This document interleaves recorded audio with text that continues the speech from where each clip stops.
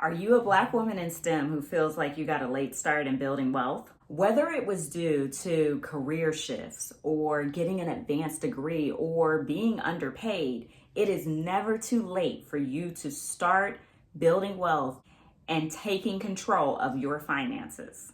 In this video, I'm going to share 7.5 actionable tips for those of you who have gotten a late start on your wealth building journey. And we're going to talk about how to accelerate that. I'm so glad you're here and if you are returning, please hit that subscribe button and that notification bell.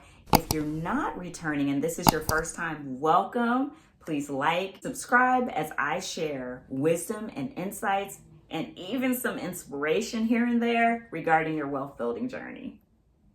I'm Shehara Wooten, and I'm a certified financial planner. I'm an author as well as a speaker, and I love helping STEM professionals and especially Black women in STEM get to that place of having peace of mind when it comes to their financial freedom and security, so they don't have to rely on anybody for their peace of mind and their financial independence.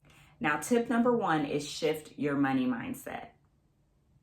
One of the first challenges is the mind, right? It's the mind. It's even believing that you can do it. So we've come to grips. You're late. You're starting later due to several reasons I mentioned before. And now it's time to shift the mindset and get to work. But you got to believe.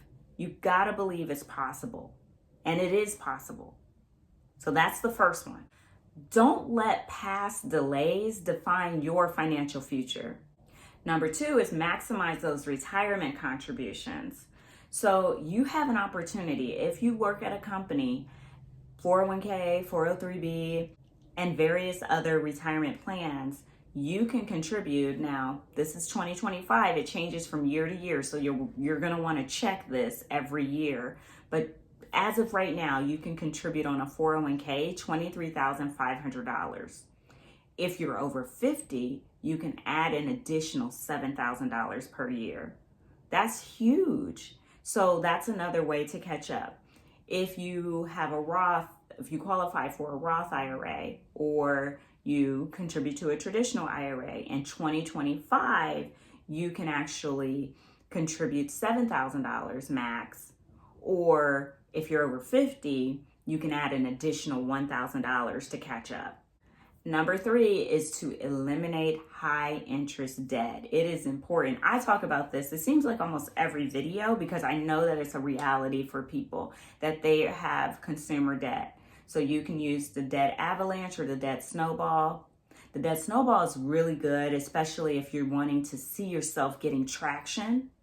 The debt avalanche, it's really based on, and you're going to want to look this up because maybe I'll do a video. If that's something you want me to do, I'll do a whole video on the difference between the debt avalanche, the debt snowball, but you got to put it in the comments. Let me know. Is that something you're interested in talking about? But you can choose between either one, the debt avalanche or the debt snowball, and figure out which one is best. There's tools out there and calculators to help you figure it out. Once you clear out that high interest debt, because you see that interest rate is working against you, but anything that you are paying towards high interest debt, begin to imagine what that looks like if you are taking that payment and you're putting it towards yourself, your future self, by investing, putting it in your 401k, putting it into brokerage accounts, putting it into savings accounts. That is the benefit of why we're going to pay that high interest debt off.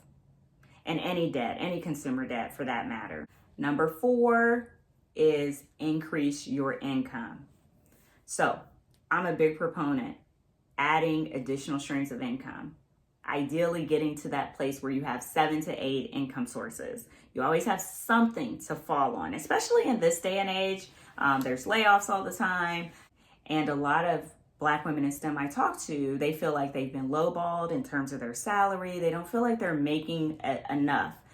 They might be making a good salary, so they're thankful, right? But when they look at their colleagues and they look at what the industry requires or has provided for people, they're like, wait a second, I'm not getting as much. So you want to boost your earnings. You want to go for promotions. And then on top of that, when we talk about additional streams of income, use those talents and gifts to start a side hustle and make it fun, make it something that you enjoy, and who knows what could happen with that, right? So I'm curious, for one, which of these tips so far works out for you, or that you feel like, okay, I can do that. I can do that here in the next 90 days. Please comment below on which one works the best for you. Now, number 5, I can't stress this one enough. Automate your savings and investments. You want to set up automatic transfers so that you can make saving and investing effortless and efficient. You don't want to have to be thinking about, oh, did I save yet? Did I not? You just want to go ahead and do it. Just set it, forget it. Monitor it from time to time, of course, but definitely make it so that it's easy on yourself. And it could eliminate temptation for other things that could throw you off track. Number 6 is to increase your savings rate. So what I would say is figure out what your baseline savings rate is. So you want to look at your savings that you're presently doing, divide that by your income stream, and that'll give you a percentage that's going to tell you what your savings rate is. And then begin to increase that by 1% on a consistent basis. So you can pick a time frame. You can say every 90 days, I'm going to increase this by 1%. So by the end of this year, I am going to have this savings rate go from 5% to 8%, or 15% to 18%. Or you can say, based on my budget and where I'm at, let me increase that by 1% by the end of the year. And maybe next year I'll double that and increase it by 2%. So either way, you want to be making progress forward. And at the end of the day, you just got to start. You also want to take any windfalls that you have. So windfall money would be a bonus. If you get a promotion, take the difference, the increase that you receive, take that increase and put it towards your savings rate. You also want to take any additional gifts or funds, anything that you get that's extra, have a plan for it by using it to increase your savings rate. And number 7 would be to invest consistently. So we talked about this in a previous video. I want you to check out the investing video that I have. But in that particular video, I talked about investing dollar cost averaging. We're not going to get into that too deeply here, but invest consistently. Pick a dollar amount, pick a day of the week, day of the month, and continue to invest. If you are saving in your 401k or your IRA, especially your 401k, and money is being pulled out of your paycheck, that is an example of investing consistently.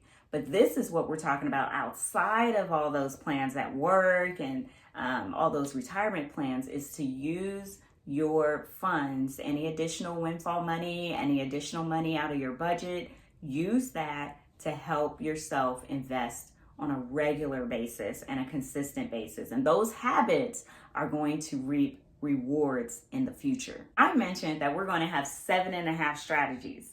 So 7.5 is to celebrate your wins. You've got to do that because you're already feeling potentially like a little anxious, a little ashamed because of maybe some past mistakes.